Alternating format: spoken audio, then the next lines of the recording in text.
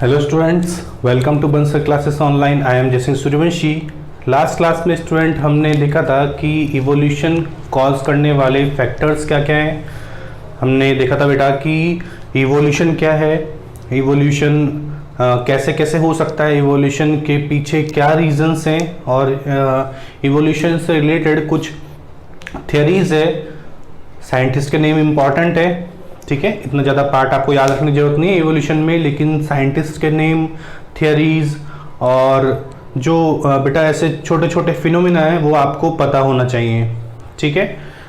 जैसे आपको पता होना चाहिए कि एनालॉगस होमोलोगस ऑर्गन क्या होता है, एविडेंसेस क्या क्या है ना, वर्मीफॉर्म अपेंडिक्स क्या होता है, और वेस्टिजियल ऑर्गन है ये, ठीक है। तो आपको ये नाम पता होना चाहिए। मेन जो है आपको इंट्रोडक्शन पता होना चाहिए इवोल्यूशन का। इतने ज़्यादा पार्ट नहीं पूछा जाता है आपसे। हमने साथ ही साथ एक डिजीज़ को डिस्कस किया था बेटा, सिंड्रोमिक डिजीज़ को, जो कि है डाउन सिंड्रोम। तो हमने देखा था बेटा कि 21 क्रोमोसोम पे पेयर्ड फॉर्म में सारे क्रोमोसोम होते हैं, ठीक है। हम कैसे ऑर्गेनिज्म है, हम डिप्लॉयड ऑर्गेनिज्म है। हमारी बॉडी के अंदर जो क्रोमोसोम है वो डिप्लॉयड फॉर्म में होते हैं, ठीक है। कैसे होते हैं बेटा, डिप्लॉयड फॉर्म में, है ना। अब यही क्रोमोसोम जो है, अगर जो 21 नंबर का डिप्लॉयड क्रोमोसोम है उसके साथ एक एक्स्ट्रा क्रोमोसोम और आ जाए, ठीक है, किसी भी डिफेक्ट के थ्रू आ सकता है, जिस टाइम पे फ्यूजन हुआ गैमेट्स का, ठीक है।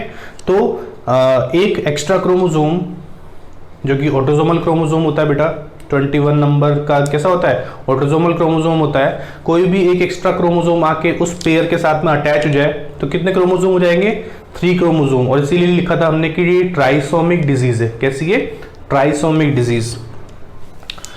इसके बाद देखेंगे बेटा हम एक नेक्स्ट डिजीज को, वेट, एक नेक्स्ट डिजीज को, सेकंड नंबर की बेटा क्रोमोसोमल डिफेक्ट देख रहे हैं बेटा, हम क्रोमोसोमल म्यूटेशन देख रहे हैं। तो सेकंड नंबर की जो डिजीज है उसका नाम है टर्नर सिंड्रोम। टर्नर सिंड्रोम, ठीक है।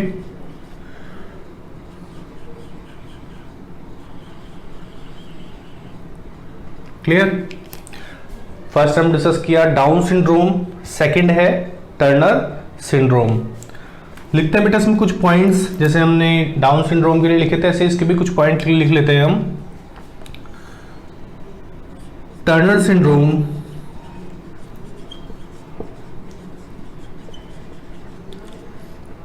Is a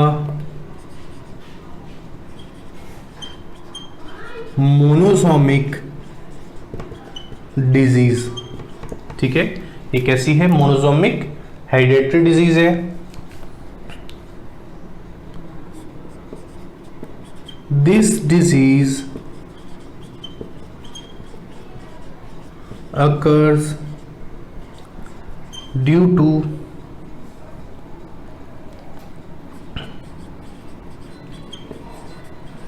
wait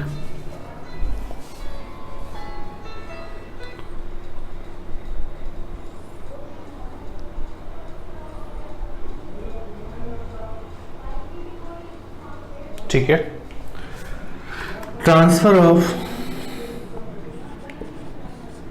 any one X chromosome from parent और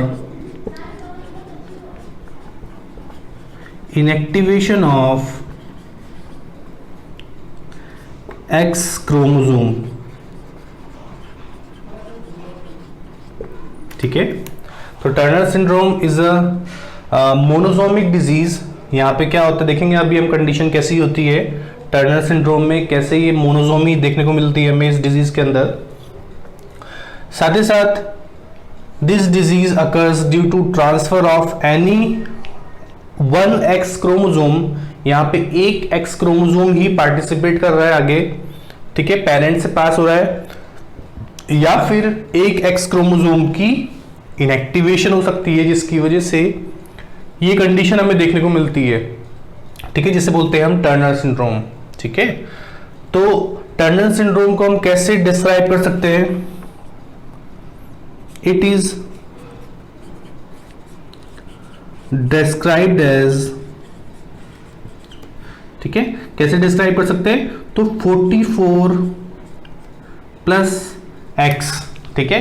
जनरली कितने क्रोमोसोम होते हैं, 46 क्रोमोसोम होते हैं, लेकिन आप यहां पर देख रहे हैं कि 44 और ये x, ठीक है, कितने हो गए, 44 और ये 45, ठीक है। तो कितने क्रोमोसोम हो गए यहां पर टोटल कितने हो गए, 44 और ये 45, टोटल कितने होते हैं 46। नॉर्मल कंडीशन में कितने क्रोमोसोम होते हैं, 46 क्रोमोसोम, लेकिन यहां पर एक ही सेक्स क्रोमोसोम है, दूसरा वाला क्रोमोसोम एब्सेंट हो चुका है। तो इस डिजीज को बोलते हैं हम टर्नर सिंड्रोम। क्या बोलते हैं बेटा, टर्नर सिंड्रोम।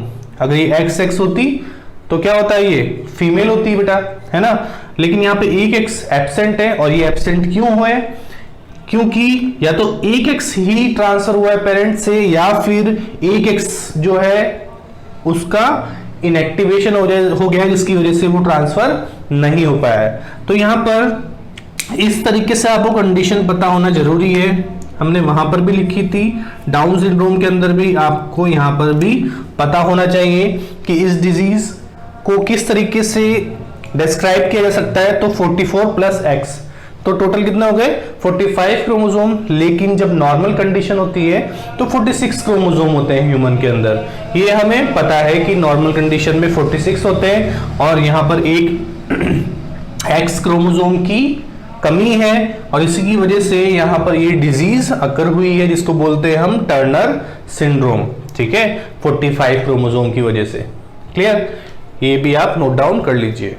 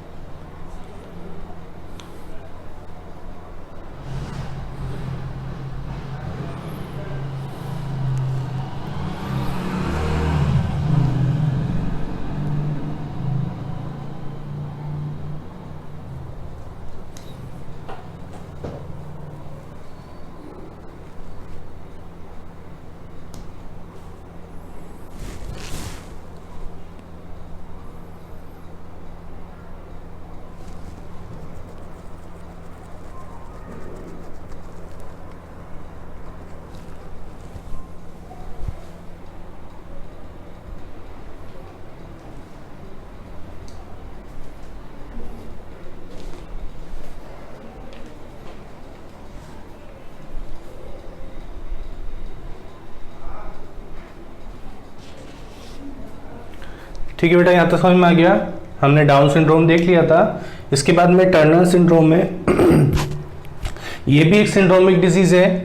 हमने देखा था जैसे कि डाउन सिंड्रोम एक ट्राइसोमिक डिजीज थी, ऐसे ही एक मोनोजोमिक डिजीज है। मोनोजोमिक का मतलब क्या है बेटा, कि नॉर्मल कंडीशन में 2 एक्स होते हैं एक फीमेल के अंदर, लेकिन जो टर्नर सिंड्रोम है एक क्रोमोसोमल एबनॉर्मलिटी है।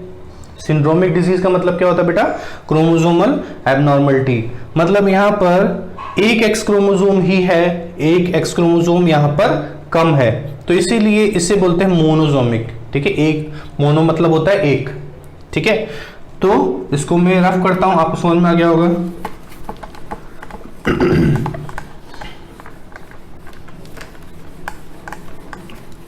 एक दो पॉइंट और लिख लेते हैं।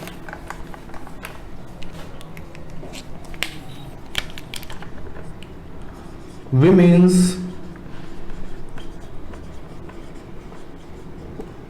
suffering from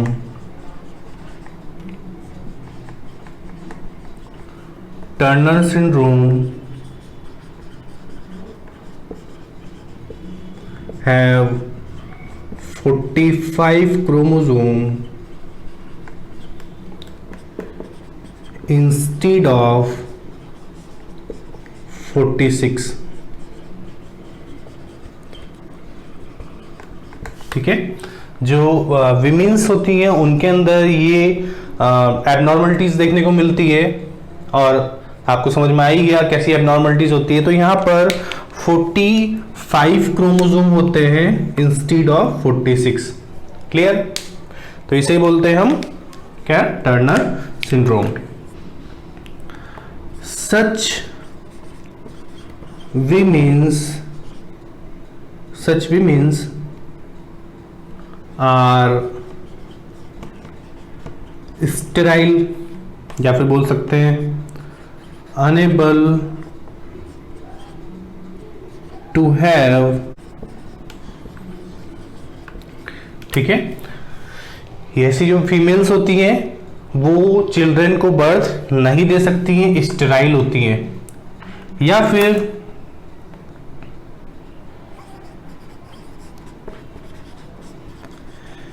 improper growth of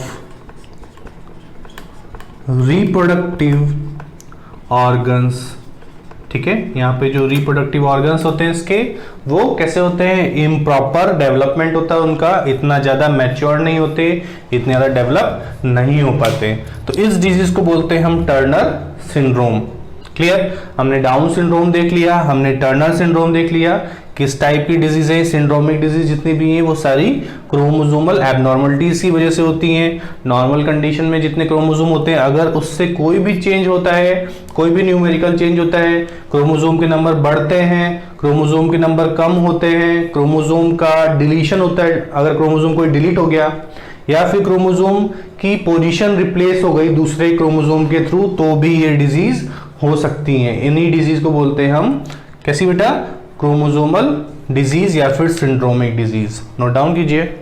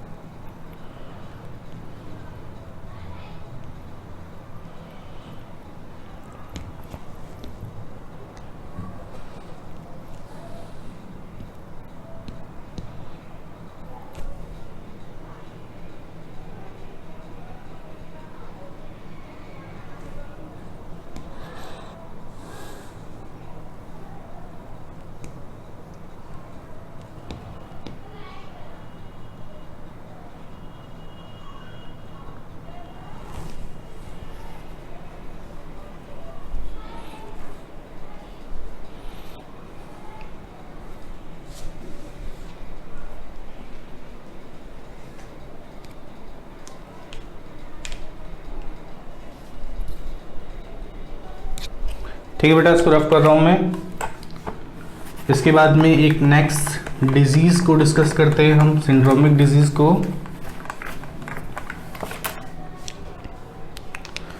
third number पे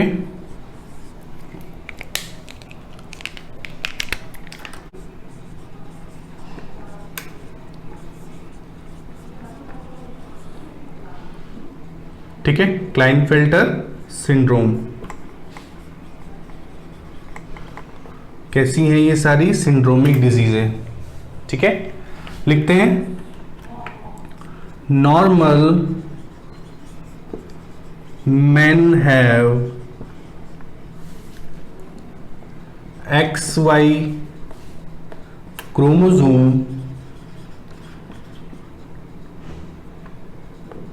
ठीक है। नॉर्मल मेन के अंदर कितने क्रोमोसोम होते हैं, कौन से सेक्स क्रोमोसोम होते हैं बेटा, XY क्रोमोसोम, ठीक है। मतलब ऐसे भी लिख सकते हैं हम 44 प्लस X एंड Y, इस तरीके से लिख सकते हैं कि XY जो क्रोमोसोम होते हैं वो कैसे होते हैं, सेक्स क्रोमोसोम होते हैं, सेक्स डिटर्मिनेशन में हेल्प करते हैं। तो नॉर्मल कंडीशन में तो ऐसे होते हैं।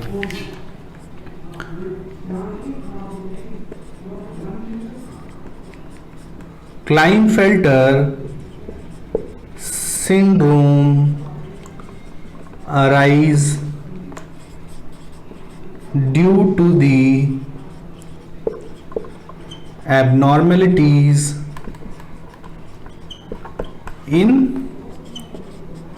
सेक्स क्रोमोसोम, ठीक है। ये जो क्लाइनफेल्टर सिंड्रोम है ये देखने को मिलता है बेटा मेल्स के अंदर और मेल्स में ये एक सेक्स क्रोमोसोम रिलेटेड एबनॉर्मलिटी है। क्लियर? तो Klinefelter disease is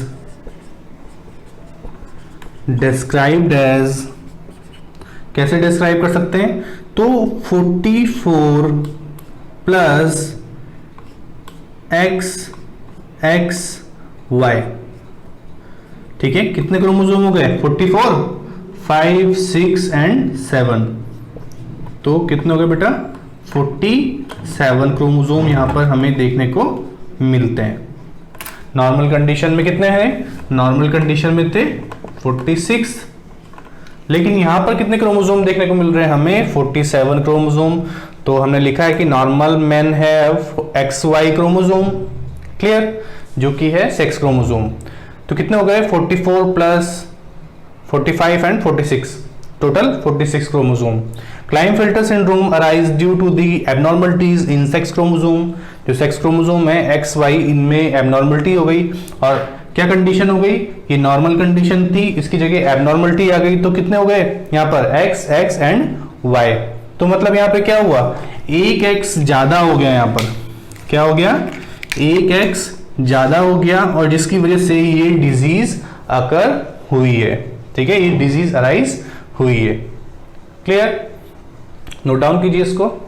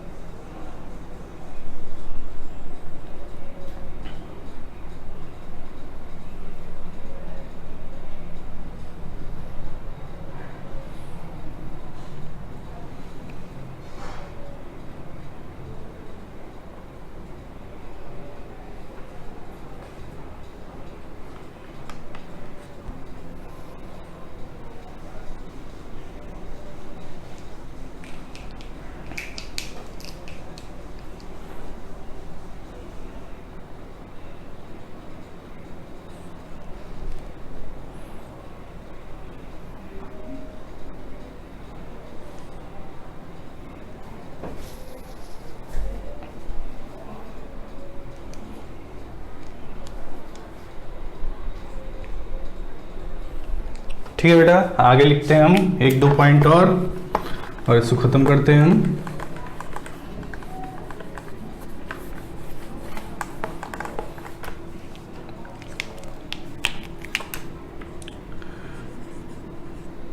Men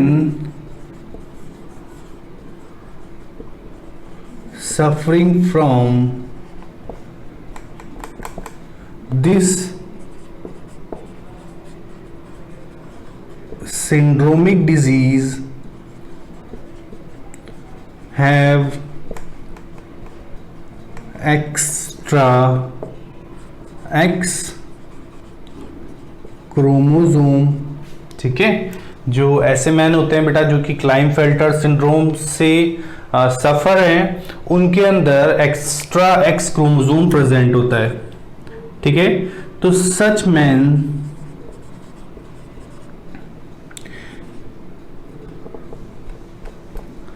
are sexually sterile and have poorly developed reproductive organ, ठीक है।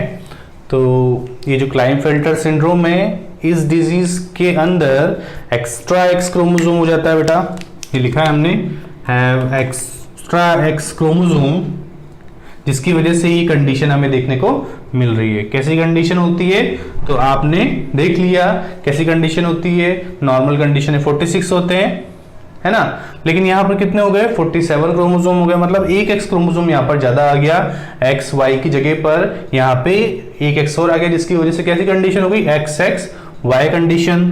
सच मेंस आर सेक्सुअली स्टेराइल, है ना, जो ऐसे मेल्स होते हैं वो रिप्रोडक्शन नहीं कर सकते हैं, या फिर उनके पास में जो रिप्रोडक्टिव ऑर्गन होते हैं वो पुअरली डेवलप्ड होते हैं। ठीक है, तो आप इसको भी नोट डाउन कर लीजिए। तो ये पार्ट था बेटा, 3 सिंड्रोमिक डिजीज पढ़ी हमने। फर्स्ट देखा है डाउन सिंड्रोम, इसके बाद में टर्नर और इसके बाद में क्लाइनफेल्टर। ठीक है, डाउन सिंड्रोम होता है बेटा बच्चों के अंदर, जितने भी इन्फेंट्स होते हैं, जितने भी टर्नर सिंड्रोम है वो होते हैं फीमेल्स के अंदर, और क्लाइनफेल्टर मेल के अंदर कंडीशन देखने को मिलती है। नोट डाउन कर लीजिए।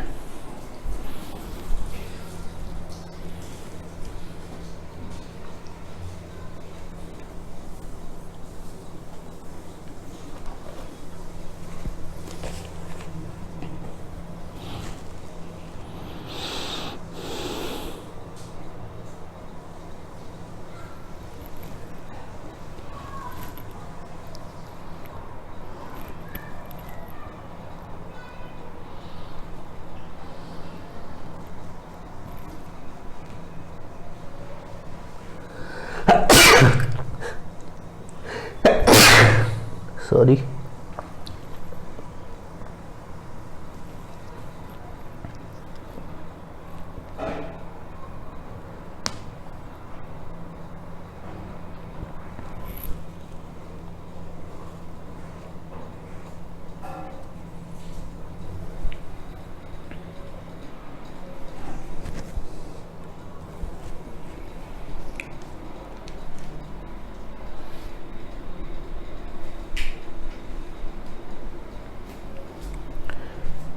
ठीक है बेटा, ये देख लिया हमने। नेक्स्ट देखते हैं हमने फर्स्ट देखा क्रोमोसोमल एबनॉर्मलिटी। ठीक है, नेक्स्ट देखेंगे हम बेटा, आपने ए लिखा था पहले, इसके बाद लिखेंगे हम बी। ये बेटा मोनोजेनिक डिसऑर्डर। कैसे हैं, मोनोजेनिक डिसऑर्डर। क्लियर? तो मोनोजेनिक डिसऑर्डर क्या होता है, occurs due to mutation in single gene. ठीक है, सिंगल जीन की वजह से जो म्यूटेशन होते हैं, किसी एक जीन में कोई म्यूटेशन हो गया, या तो उसका डिलीशन हो गया, या फिर उसका ट्रांसलोकेशन हो गया, एडिशन हो गया, किसी जीन की पोजीशन चेंज हो गई, तो ये जो है डिजीजेस किस टाइप की होती है, मोनोजेनिक डिसऑर्डर। ठीक है, वन जीन से रिलेटेड जितने भी डिसऑर्डर हैं उन्हें बोलते हैं मोनोजेनिक डिसऑर्डर। ठीक है, occurs due to mutation in single gene. यहां पे हम फर्स्ट लिखेंगे बेटा, एक डिजीज है एल्बिनिज्म। ठीक है, एक डिजीज है एल्बिनिज्म। एल्बिनिज्म क्या कंडीशन होती है बेटा,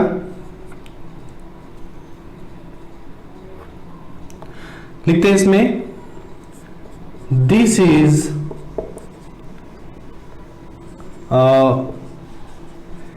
hereditary disease.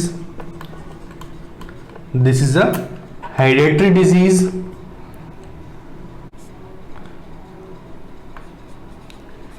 In this disease,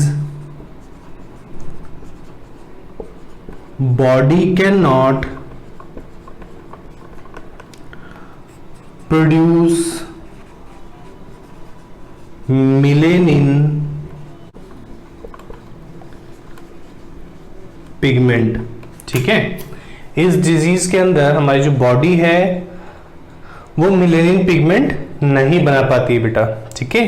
ये जो एल्बिनिज्म है, एल्बिनिज्म एक हेरिडेटरी या फिर बोल सकते हैं बेटा एक कैसी डिजीज है कि एक जेनेटिक डिजीज है। कैसी है? जेनेटिक डिजीज है। और इस डिजीज के अंदर हमारी बॉडी मेलेनिन पिगमेंट नहीं बना पाती है। अब मेलेनिन पिगमेंट होता क्या है? तो बेटा आपकी बॉडी का जो कलर होता है डार्क, इसी मेलेनिन पिगमेंट की वजह से होता है। ठीक है, आपकी जो स्किन दिखती है आपको डार्क कलर की, वो इस मेलेनिन पिगमेंट की वजह से होती है। जिसकी कलर जितनी ज्यादा लाइट होती है उसमें उतना ही ज्यादा मेलेनिन पिगमेंट कम होता है। ठीक है, जितनी ज्यादा स्किन लाइट होती है मतलब उसमें उस इंडिविजुअल के अंदर उतना ही कम मेलेनिन पिगमेंट है। जिसकी स्किन ज्यादा डार्क है मतलब उसके अंदर मेलेनिन पिगमेंट ज्यादा है। हमारी बॉडी के बहुत सारे पार्ट्स होते हैं जहां पर कहीं पे मेलेनिन पिगमेंट ज्यादा होता है, कहीं पे मेलेनिन पिगमेंट कम होता है बेटा। जैसे हमारे हाथ पे है ना बेटा, जो हमारे फोर आर्म्स होते हैं उसके ऊपर की तरफ मेलेनिन पिगमेंट ज्यादा होता है, नीचे की तरफ मेलेनिन पिगमेंट कम होता है। ठीक है, तो इसी मेलेनिन पिगमेंट की वजह से हमारी बॉडी का कलर होता है। तो एक पॉइंट और लिखना है हमें, पहले आप इस दोनों पॉइंट को लिख लीजिए, उसके बाद में हम एक पॉइंट और लिखते हैं।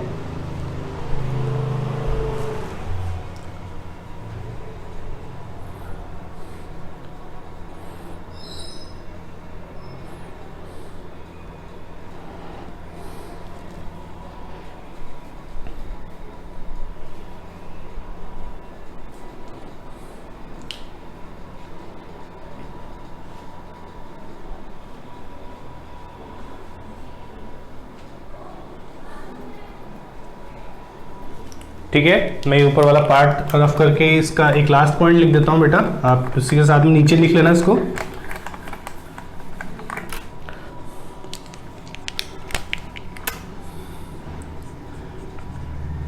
इन दिस डिजीज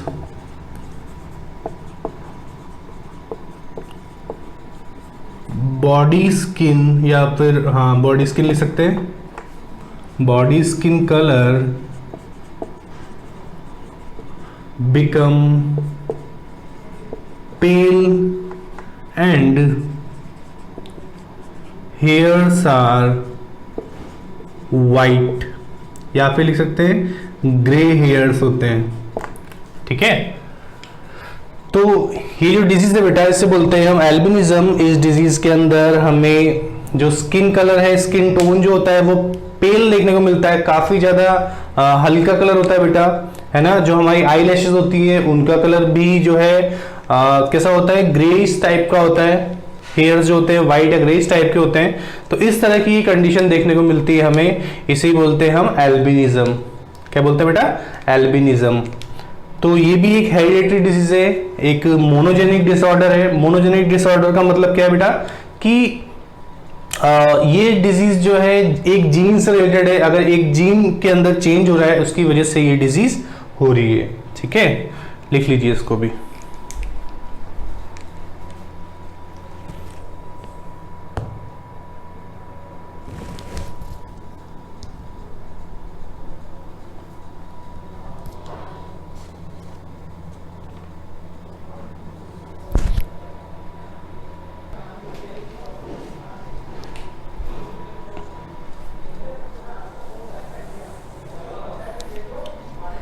ठीक है बेटा, इसको रफ करते हैं, नेक्स्ट डिजीज लिखते हैं।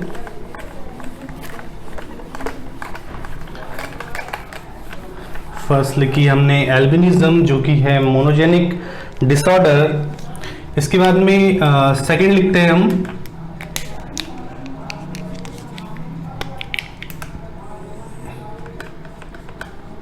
Sickle cell anaemia. ठीक है,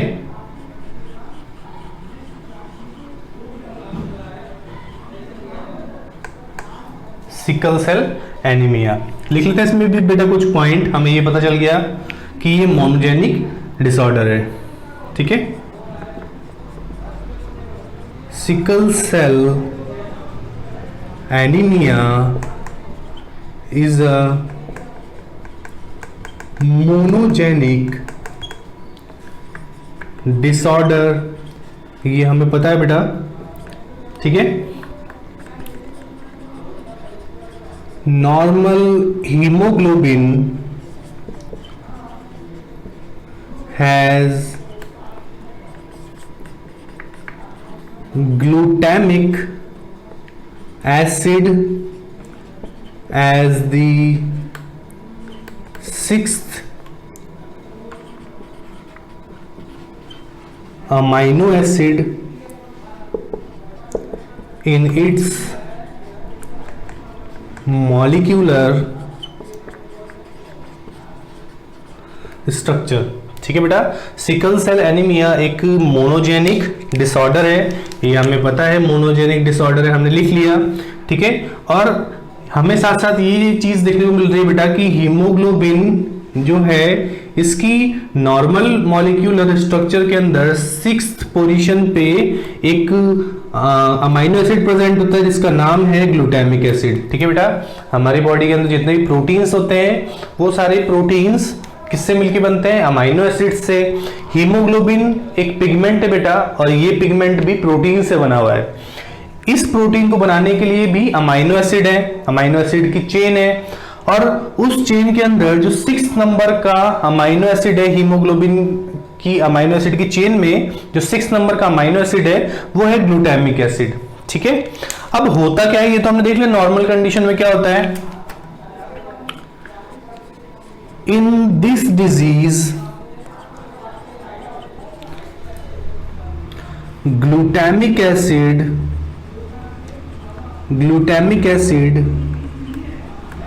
is replaced by valine, so molecular structure of haemoglobin changes. ठीक है बेटा, एक बार मैं चेक कर लेता हूं आपको नीचे वाला पार्ट, 1 मिनट। ठीक है, दिख रहा है। तो ये जो डिजीज है बेटा सिकल सेल एनीमिया, ये एक मोनोजेनिक डिसऑर्डर है, ये हमें समझ में आ गया।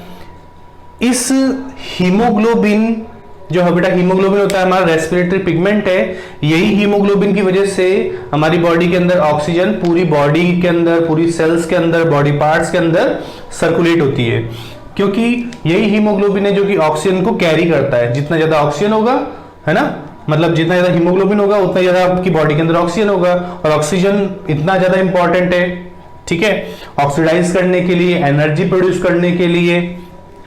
तो ये हीमोग्लोबिन बेटा एक प्रोटीन है, और जितनी भी प्रोटीन्स होती हैं वो अमाइनो एसिड से मिलकर बनती हैं। ऐसे ही हीमोग्लोबिन भी एक प्रोटीन है, और ये बहुत सारी अमाइनो एसिड की चेन से मिलकर बना है। इस चेन के अंदर जो 6 नंबर का अमाइनो एसिड है नॉर्मल कंडीशन में, वो कौन सा होता है? Glutamic acid. अब यही ग्लूटामिक एसिड को रिप्लेस कर रहा है कौन? वैलिन। इसी ग्लूटामिक एसिड को रिप्लेस कौन कर रहा है बेटा? तो वैलिन। और इसी वैलिन की वजह से जो नॉर्मल हीमोग्लोबिन की स्ट्रक्चर थी बेटा मॉलिक्यूलर, वो चेंज हो जाएगी, और इसी चेंज की वजह से ये जो डिजीज होती है उसको बोलते हैं सिकल सेल एनीमिया। तो पहले आप इन तीनों पॉइंट्स को लिख लीजिए, फिर हम आगे के पॉइंट्स लिखते हैं।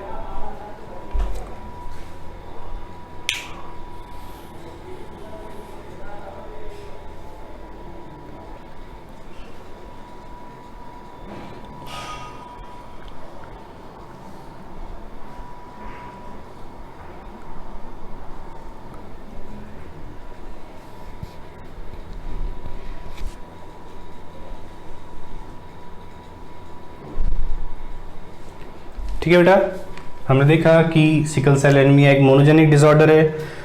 हीमोग्लोबिन की स्ट्रक्चर जो है उसमें 6 नंबर पे ग्लूटामिक एसिड है, और इसकी पोजीशन अगर चेंज हो जाती है बेटा, है ना, रिप्लेस हो जाता है ये किससे? वैलिन से, तब ये म्यूटेशन हमें देखने को मिलता है, जिसे बोलते हैं हम सिकल सेल एनीमिया। लिखते हैं कुछ और पॉइंट।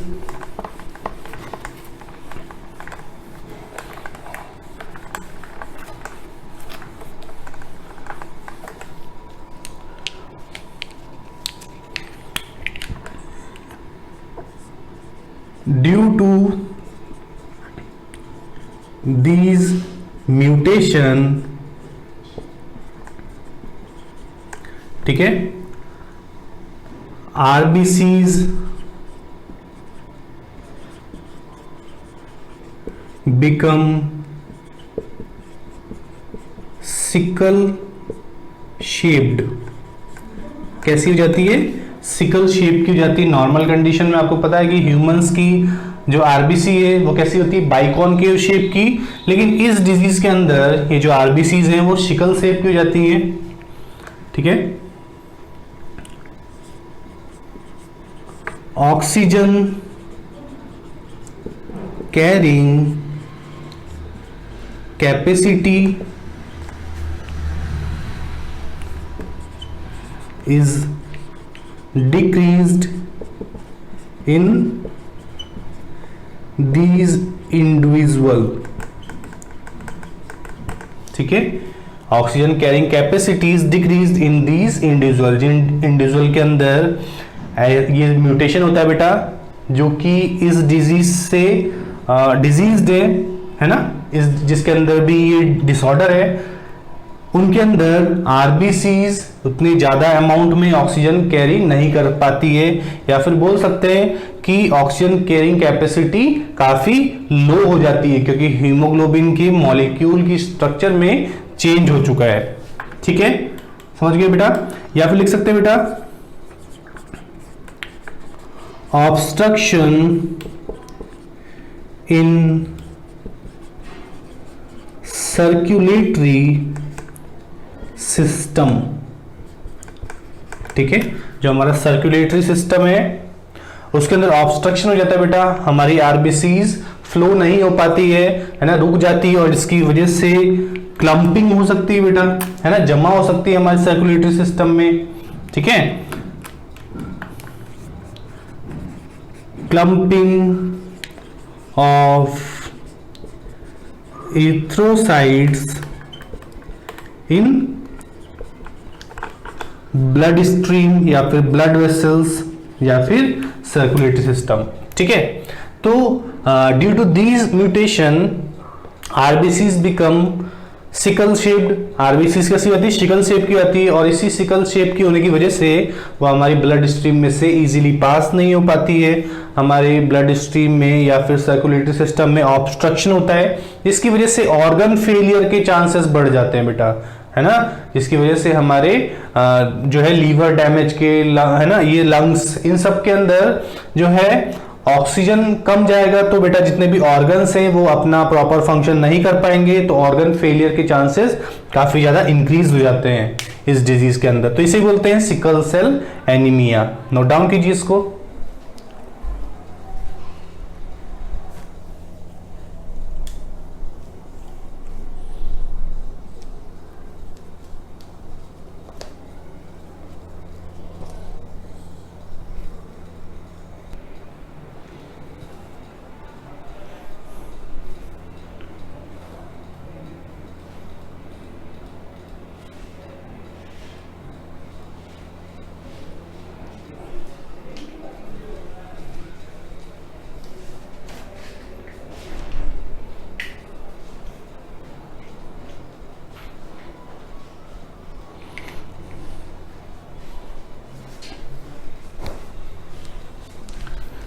ठीक है बेटा, इसके बाद एक नेक्स्ट लिखते हैं सी नंबर पे। फर्स्ट हमने लिखा था क्रोमोसोमल एबनॉर्मलिटी, सेकंड लिखा है बेटा हमने इसके बाद मोनोजेनिक डिसऑर्डर, और थर्ड लिखेंगे हम क्रोमोसोमल लिख लिया बेटा। इसके बाद लिखा माइटोकॉन्ड्रियल डिसऑर्डर। ठीक है, सी नंबर पे माइटोकॉन्ड्रियल डिसऑर्डर। ठीक है, फर्स्ट हमने लिखा था क्रोमोसोमल एबनॉर्मलिटीज से होने वाले डिजीज या फिर सिंड्रोमिक डिजीज। सेकंड लिखा है हमने मोनोजेनिक डिसऑर्डर, जीन की वजह से होती है, और जो माइटोकॉन्ड्रियल डिसऑर्डर है वो किसकी वजह से होती है? माइटोकॉन्ड्रिया या फिर माइटोकॉन्ड्रियल डीएनए में also become defected by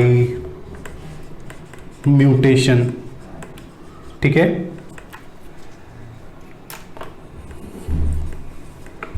during fertilisation mitochondrial DNA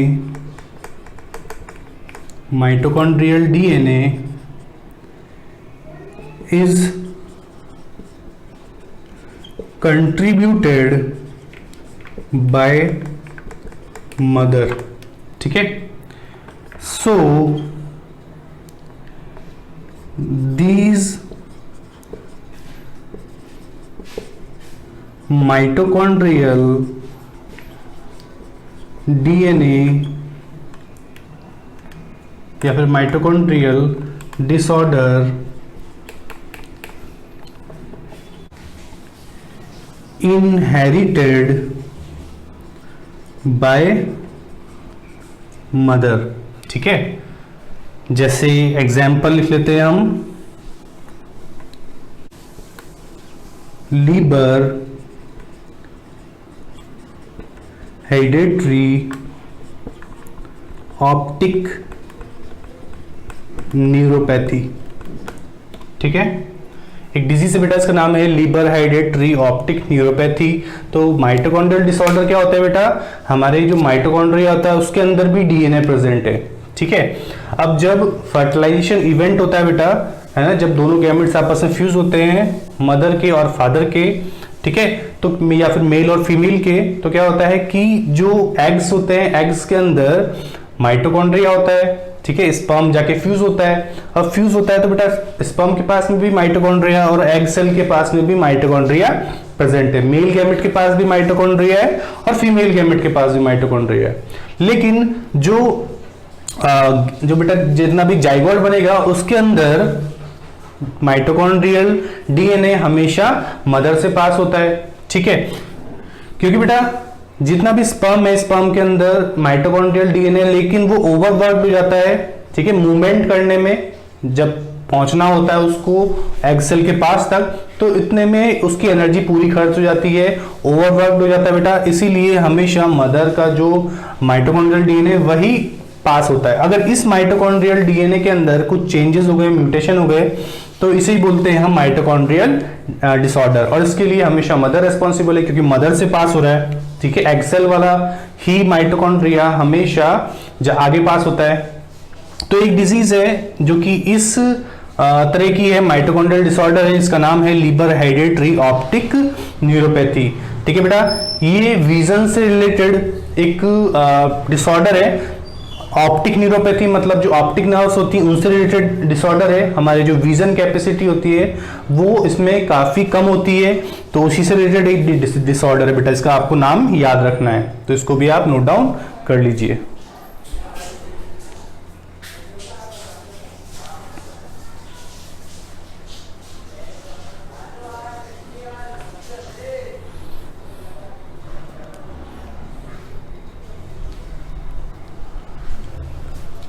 ठीक है बेटा, तो आज की क्लास में हम इतना ही पार्ट कवर करेंगे। आज की क्लास में हमने कुछ और डिजीज देखी हैं, सिंड्रोमिक डिजीज के अलावा मोनोजेनिक डिसऑर्डर और माइटोकॉन्ड्रियल डिसऑर्डर। तो इसके आगे का पार्ट हम नेक्स्ट लेक्चर में कवर करते हैं। तब तक के लिए आप अच्छे से पढ़िए जितने भी पॉइंट्स को बताया जा रहा है लेक्चर में। मिलते हैं नेक्स्ट लेक्चर में, तब तक के लिए take care and good luck.